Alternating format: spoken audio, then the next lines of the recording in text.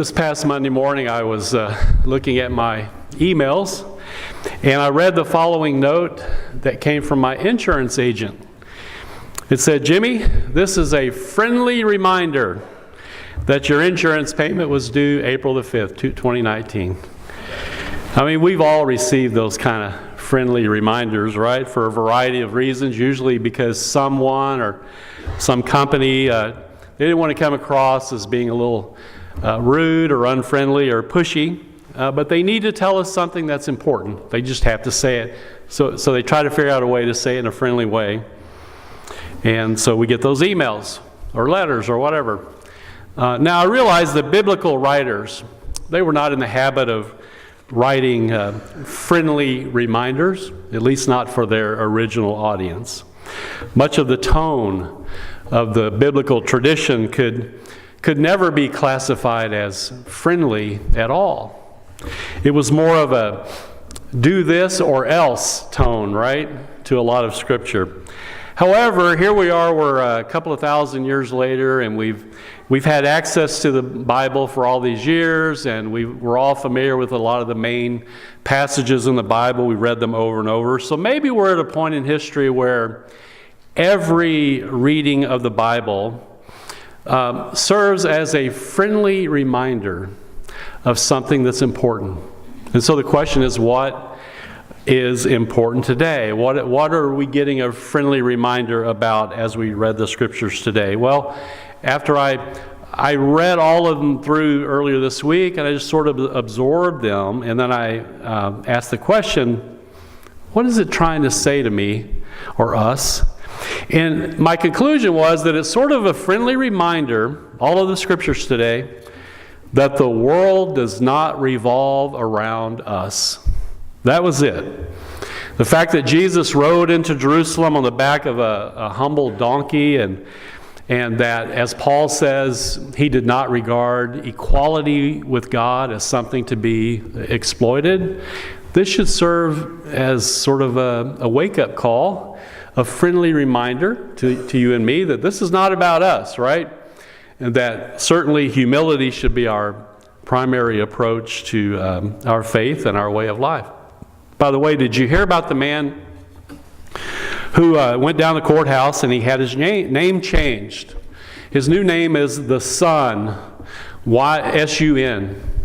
Why did he name himself the Son? Well, he took that name so that no one could ever say that the world does not revolve around him. True story, by the way. I'm sure he's a little off. We call touched. Now, you would think that we would not need to be reminded about this sort of thing. It should go without saying. Of course, the world does not revolve around us. We're not the center of the world or the universe or anything like that. And yet, let's face it, sometimes we act that way. We act like we're, the center of the universe and so forth. Even if we denied, if someone said to you or me, do you think you're the center of the world, or the world revolves around you, you would say, no, of course not, no. But I have to admit that on occasion I have behaved in such a way. No, it's true. You don't believe me. It's really true. So years ago I had back surgery, and for whatever reason I did not tire of telling people about my surgery for quite a while. How many of you have had surgeries? And you like to talk about it for a while. You want sympathy and all that, right? So I did that for a while. Now, remember, I'm the pastor of a church, and I'm supposed to listen to everybody else's surgery stories, but here I am giving it out quite freely. And later that year, the congregation I was serving, we had what we call a mock awards kind of fun night, kind of a ceremony, but just to have fun. And everybody was going to get some mock award. So, and nobody knew what they were going to get, and this guy handed me mine, and it was a certificate that said, Dr. Jimmy Watson, the world revolves around me. So, a lesson learned. But even if we are humble and unassuming, unpretentious people as individuals, the same could not be said about the culture in which we reside. When I was thinking of this, I thought of the term American exceptionalism, and we're not the only ones that think we're exceptional. Most people, in fact, all throughout history, have tended to think that their culture is the linchpin of human history, that anything of importance in the world has its roots or is now perfected in our particular culture. And so we tend to assume that our culture has more inherent value than other cultures. We're just more important. One of the authors that I've been reading recently, I've mentioned him before, is an Israeli historian named Yuval Harari. And if you go to a bookstore, you'll see 3 big, thick books that he's written in recent years. They're all right there, bestsellers and all that. But his latest book is called 21 Lessons for the 21st Century. And he has a chapter in this book about humility. And the subtitle is, "You Are Not the Center of the World." Well, I had to go back and look at that for this sermon, right? So in this chapter, he gives some examples of what he calls cultural hubris. He notes that, for example, many Greeks believe that history began with Homer, Sophocles, and Plato, and that every important idea or invention that's ever been born came out of Athens, Sparta, Alexandria, or Constantinople. He said the Chinese claim that history really didn't begin until you had the Yellow Emperor and the Xia and the Shang dynasties. Hindus boast that, get this, even airplanes and nuclear bombs were invented by ancient sages on the Indian subcontinent long before Einstein and the Wright brothers. I don't know how they did that, but that's what they claim. Pious Muslims regard all history prior to the Prophet Muhammad as largely irrelevant. And of course, the British, French, Germans, we Americans, Japanese, and countless other groups are similarly convinced that humankind would have lived in barbaric and immoral ignorance if it hadn't been for the spectacular achievements of our nation. Now, finally, the author of the book I'm reading, again, an Israeli historian, he says this: "Personally, I am all too familiar with such crass egotism because the Jews, my own people, also think that they are the most important thing in the world. Name any human achievement or invention, and they will quickly claim credit for it." And then he concludes, of course, that all of these claims to cultural superiority are false. He points out that none of our respective cultures, none of us were around when humans first colonized the world. We domesticated plants and animals, built the first cities, invented writing and money and all that. He says morality, art, spirituality, creativity, all of these things are universal human abilities that are embedded in our DNA. We all share these things in common. We all came, if the scientists are correct, we all came out of Africa. And before that, we all came from stardust, right? Now, unless the stardust that God used to create each and every one of us actually came from the center of the universe, wherever that might be, then we just need a friendly reminder that, this is not about us. The world doesn't revolve around us. We're not the center of the universe, and so forth. Now, you would think that religions would help their followers to be more humble.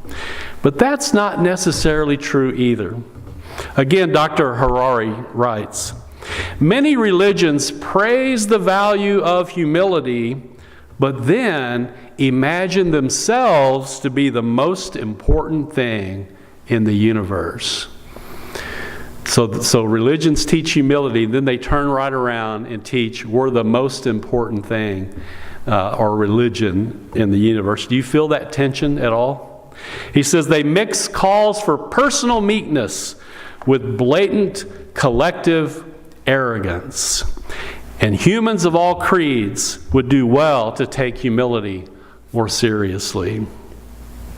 In other words, what he's saying is we all just need a friendly reminder that the world does not revolve around you or me or our culture or even our religion. Now, as Christians, this is a particularly good week to get that friendly reminder in our emails, because we are only 1 week away from the least humble event on really anybody's religious calendar, but particularly our Christian calendar. And I'm talking about the resurrection of Jesus Christ. Now, I realize Good Friday, that was about as humiliating an event as we see in all of the history of religions. Nothing could be more humiliating than the Messiah of God, the Anointed One of God, being crucified high and lifted up for everyone to see. Just a pure act of torment, torture, and humiliation. But then a couple of days later, the resurrection story comes around, and it squeezes every last drop of Good Friday, or squeezes out every last drop of Good Friday crucifixion, humiliation, just wipes it all out.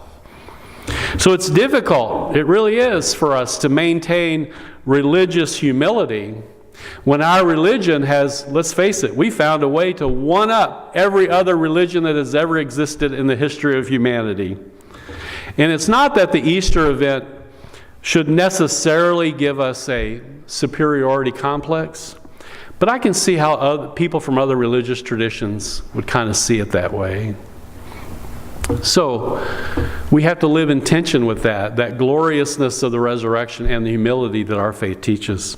Anyway, today is a friendly reminder, again, that as we go into Holy Week, that we not take ourselves so seriously that we think the God who created the universe, created that universe so that you and I and other Christians on this one little pale blue dot planet in a remote corner of this galaxy can hunt Easter eggs next week.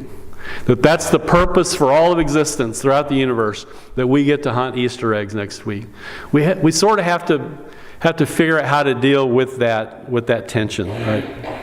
Now, we're not insignificant. We're not nothing, if I may use some poor grammar. In fact, in God's eyes, we have infinite value. And yet it should go without saying that we're not Jesus. We're not Jesus. Because if anyone had reasons to think that the world revolves around him or that he is the center of the universe, it was Jesus. If anyone had bragging rights, it was Jesus.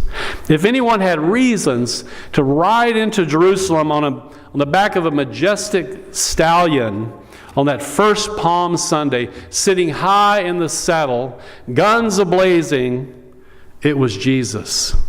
If anyone had reasons to regard equality with God as something to be exploited, it was Jesus. But he didn't do that, and nor should we. As Paul said, we should let the same mind be in us that was in Christ Jesus. It was a mind that was soaked in humility. Now, of course, his story began in the humiliation of a barn birth, right? But it didn't end there. It ends in exaltation. It ends with a name that surpasses all other names. It ends with universal bended knees and confessing tongues. But again, we need that little email to pop up on our computer, a little friendly reminder. We're not Jesus. None of us are. If we think that our human humility is eventually going to elevate us to the center of the universe, then we are sadly mistaken. So let's be honest. This is not about you and me. It's not about us. Let's do what Christians are supposed to do and focus on the one who gave us good reasons for waving the palm branches in the first place. I'm going to conclude with it's a poem, kind of a meditation for Palm Sunday. It's brief. It may not be claiming that the world revolves around Jesus. But it certainly implies that we should be revolving around Jesus. That's our proper place. Here it is. And you'll see a juxtaposition between the king, the emperor, the powers of that day, and Jesus. The king enters the city on his war horse, while across town, love rides a donkey. Guns and towers, vast machines, engines, generals boast of victory over the child, the hard edge over soft flesh. The powerful strut and shamble, loudspeakers announce their lies. If there were money and darkness, they would dismiss the sun. God slips in through the locked gate, the high wall. In their high offices, the light is invisible to them. The judge, the warden, the guards believe you're nothing. You'll never convince them otherwise. But the stars know, the air knows.